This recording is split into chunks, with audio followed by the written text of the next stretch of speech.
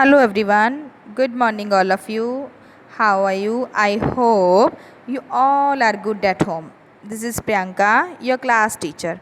Students, as you know, we have already done the topic manners and etiquettes.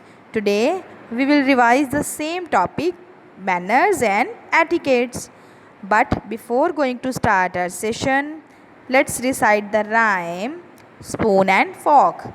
The spoon is on my right, the spoon is on my right, the fork is on my left, fork is on my left, and my little plate, it is sitting by your side, and my little plate, it is sitting by their side. I hold a spoon, I hold a spoon, and fork in my hand to quickly eat. I smile and thank Mama. I smile and thank Mama for her yummy treat. For her yummy treat. I smile and thank Mama for her yummy treat. After this rhyme, now let's do an activity. Pick up a toy kitchen set and identify the name of the items of cutlery set. Means plate, fork, spoon, knife, glass, cup, etc. But find out the cutlery items from this set and tell me what are the used for the items. Means first is knife. Knife is used for cutting. This is fork. Fork is used for eating like Maggi, noodles, and this is spoon. Spoon is used for eating daily purpose. Yes, students. Now tell me, have you remembered the golden words?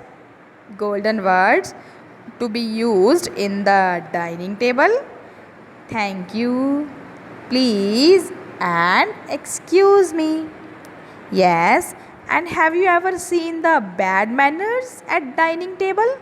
For example, chewing loudly, stuffing the mouth with food, a lots of food, chewing with open mouth, swallow the food without chewing, talking while eating food, and so on.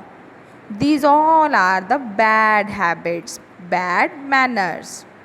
You should chew your food with your closed mouth and should not speak with food inside your mouth.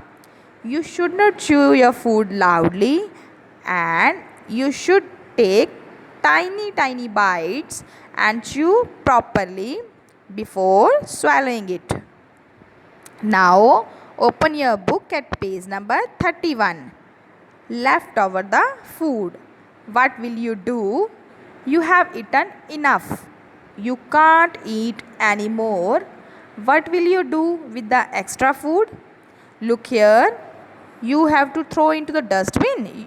You should throw into the dustbin or leave it for the birds to eat or store it in the fridge. Yes, what will you do? Tick the correct picture which you have to do. Now students, yes, and similarly, it is a very bad to waste your food.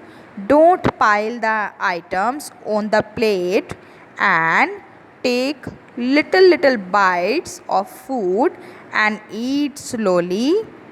What would you do if there was a lots of food left over?